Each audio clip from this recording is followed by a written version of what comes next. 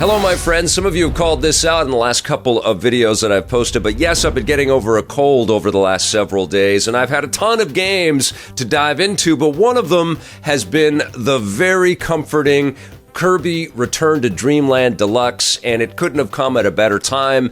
I pegged this thumbnail as comfort food. I knew that was going to be the title of this video right from the get-go, and that's exactly what this game is. And I can tell you, to be huddled up in bed with my Switch OLED playing this game was very relaxing and very comforting, and I needed it, and I had a lot of fun playing this game as well. That's the thing about the Kirby games.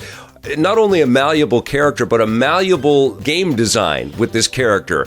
There's just so many different variations of how we can play as Kirby. This one, though, goes back to the roots of the Kirby 2D platform games. It's a remaster or a redux of the 2011 Wii game. Of course, everything is brought up to a higher resolution, and it really does pop on screen. It pops on the Switch OLED screen. It also pops when you put it up on a big screen TV. The animations are wonderful. All of the flourishes, all of the transitional elements as we go between stages and levels or interdimensionally, because Kirby, anything goes with Kirby. You know, a star might rip open on the screen and an enemy snowman might pop out, and then you suck in the snowman and you get the snowman's frosty abilities, and you're like, okay, I love it, I believe it, I'm now a frosty snowman plushy Kirby thing. It's amazing how permanent this character has become, but there is something so acutely joyful to this flash of color, and also paired with wonderful music as well. That's something that really stood out to me playing this game as well. It's just the music is phenomenal in this title. Lots of variety. It's very cinematic. There's some game showy type elements in here as well.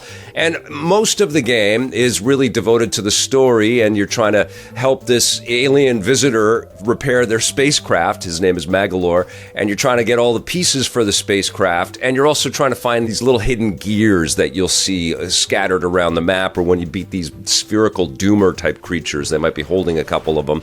And so there's this collectathon kind of quality to this, and interspersed through that, of course, is the sheer vast variety of copy abilities that you'll be able to pick up. So you might be a needle Kirby for a bit, you might have the sword effect, you might have a little umbrella that helps you float through the sky. They've added the Mecha Kirby into this game, and that became a favorite. I love giant robots, and it kind of turns Kirby into a bit of a transformer, which is pretty cool. Shoots lasers and stuff. What's also really impressive too is that there is a whole subset of controls for each of the copy abilities. So it's not just like a one standard attack that you've got. There's lots of different combo button maneuvers and directional sort of things that you can pull off with the D-pad. So you can effectively have like this full arsenal with each of these different characters that you copy and become. It's pretty damn cool.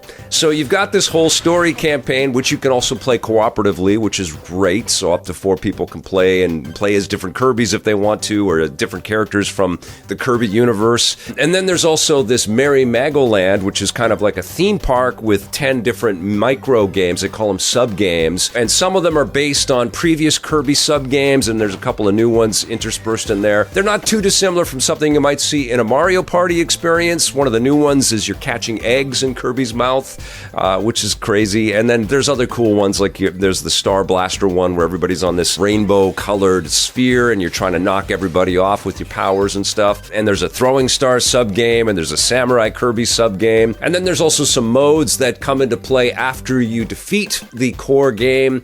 There's an epilogue mode with Magalore, which is pretty cool. And then you can also increase the difficulty with extra mode, and that gives you more enemies to fight and less power-ups to pick up along the way, and tougher bosses. There's a boss rush mode as well in this game. So you can tell Nintendo and HAL Labs really packed this game to make it a pretty freaking definitively cool 2D Kirby experience.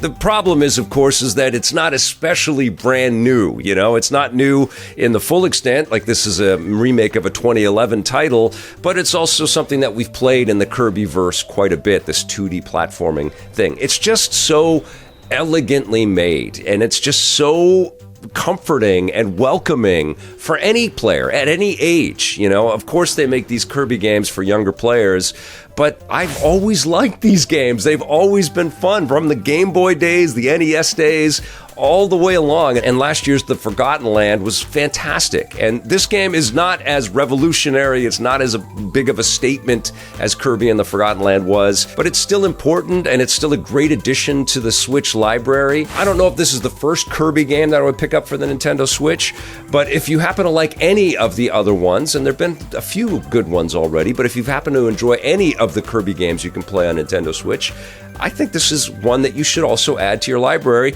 especially if you play with people in your household, or you might have younger players with you, or you just need some comfort food. I'm going to give Kirby Return to Dreamland Deluxe an 8 out of 10.